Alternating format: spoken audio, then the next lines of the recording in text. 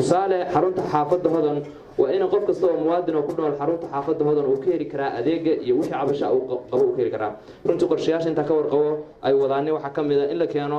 meel xaafadda laga soo xiriiri lahaa xarunteed inay noqoto xarun afraad ka shaqeysa ana waxa kamid ahaa dhalinyarada xaafadda hodan uga soo qayb gali jiray tartamada iyadoo xataa xarunta jirin waxaan ku faraxsanahay dhalinyarada maanta xaafadda hodan wuxuu baranaya inay yihiin dhalinyarada kaliya ee haysta meel gaar ah oo ay iyagu leeyihiin oo xaruna oo ku tartami kara oo ay wax kasta ku soo bandhigan karaan runtii fursadaas waxay u baahan tahay in la sii adkeeyo gudoomiyaha iyo gudoomiye ku-xigeenku waxay muujinayaan in energy way muujinayaan energy-gaas haddaan lagu dhiirigelin waxay noqonayaan kuwo gadaal u baxa runtii aabba aadan iyo shamiskada ayaa ka dhawaajiyey wax badan oo muhiima la fahmana xildhibaanada maalinka ay kursiga raadinayaan waa dadka ugu badan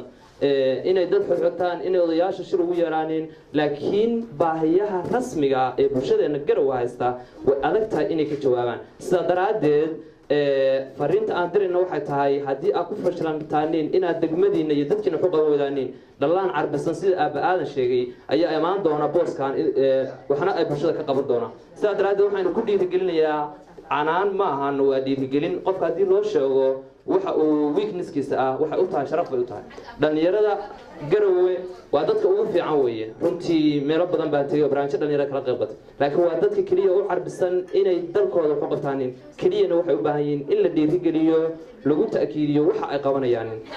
xarunta xaafadda hodan aan galabta joogno waxay farxad u tahay qof kasta oo reer garowe ah in xaafad dhan sidaan ay isugu tashato ay hore noo socoto haddaan nahay dhalinyarada xaafadda degan aqoon-yahanada waxaan diyaar u nahay inaan muruq iyo maalba in la garab taaganahay sida ugu guulaysan lahaydeen ahdaaftiina iyo horumarkiina iyo meesha ay higsanaysaan